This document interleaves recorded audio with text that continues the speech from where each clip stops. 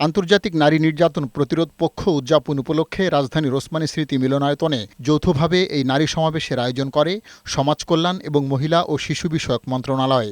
জুলাইয়ের কন্যারা, আমরা তোমাদের হারিয়ে যেতে দেব না শিরোনামে আয়োজিত নারী সমাবেশে যোগ দেন প্রধান উপদেষ্টা ডক্টর মোহাম্মদ ইউনূস। এ সময় জুলাই গণ অভ্যুত্থানে অংশ নেয়া বিপ্লবী নারীদের কথা শোনেন তিনি। গণ অভ্যুত্থানে অংশ নেয়া নারীদের সামর্থ্যের প্রশংসা করে ডক্টর মোহাম্মদ ইউনূস বলেন, আন্দোলনের মাধ্যমে বাংলাদেশের নারীরা বিশ্বকে নিজেদের শক্তি দেখিয়েছে। দেশকে এগিয়ে নিতে নারীদের অগ্রণী ভূমিকা পালনের আহ্বান জানান তিনি।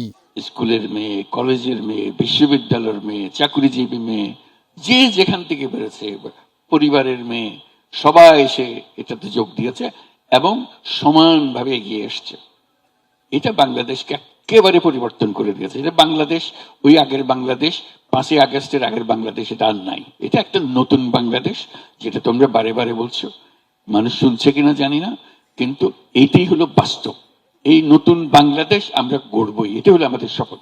ডক্টর ইউনূস বলেন, নারীদের মধ্যে যে নবচেতনার জন্ম নিয়েছে তা ধরে রেখে এগিয়ে যেতে হবে। কোনো অবস্থায় আর পিছনের দিকে তাকানো যাবে না। নতুন চিন্তায় গোটা বিশ্বকে পাল্টে দিতে হবে। আমরা বাংলাদেশ যেরকম বদলে দিতে পারি, আমরা পৃথিবীও সেরকম বদলে দিতে পারি। এটা আমাদের শক্তি।